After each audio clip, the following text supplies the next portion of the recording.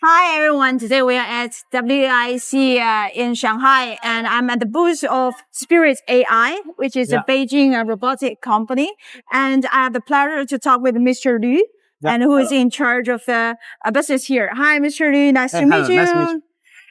So I have seen your vision, your slogan, or empowering 10% of the world to own their robots within 10 years. So why do you have this kind of vision and this ambition? And what do you also offer actually to the world to empower them? At the point of this time, so if we say this vision is a little bit ambitious, actually, because the robot we can see now is in the factory, in some automotive industry. But if we want to achieve more robots to come to the family, there are a lot of challenges now. One of the challenges is about the technology. Another one is about the cost. So at this point, you can see that the technology is changing day by day, month by month.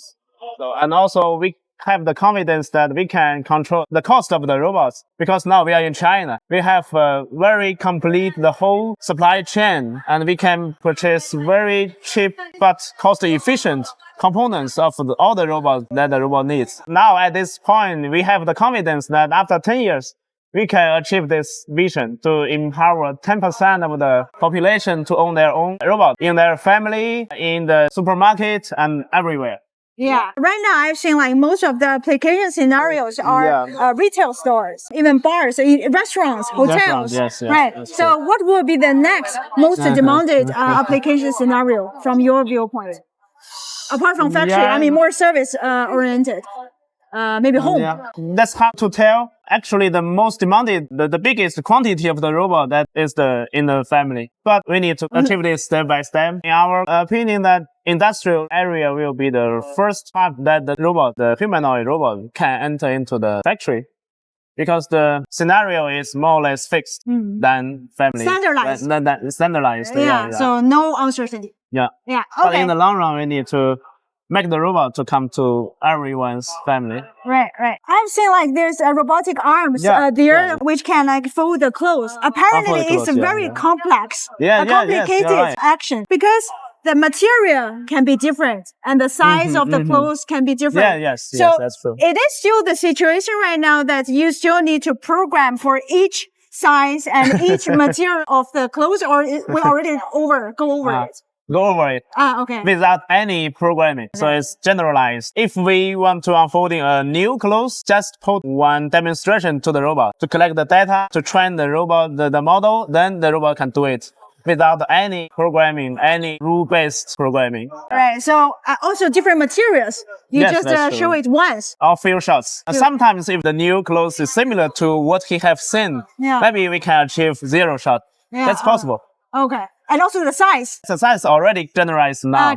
So just one material prototype of the clothes, and then it can understand. And also the colors. Right. Because that is a very sophisticated one. And do you think in the future, which is the potential breakthrough for VLA model? The key word is intelligence and generalization of the brain. To measure that the brain is smart enough or not. To measure that if the brain or the VLA model can be applied to the real scenarios, to the real localizations. Can you explain a little bit the breakthrough of the VLA model? In which direction, such as maybe it will be connected with some other open source large language model? It's not easy to see the very obvious breakthrough. So it's a long-term career, as I said before. As we consider this career VLA model, we divide this roadmap from L1 to L6. For example, L1 now, we can already achieve that. We call it single task intelligent. And L2 is very complicated single task, like unfolding the clothes. So L3, we define the different multitask ability of the model. So then L4 and then L5, L6, we need to achieve step by step. So it's not easy to achieve only one breakthrough. Yeah, the autonomous in the end. AGI in the end, L6. Yeah. So final question,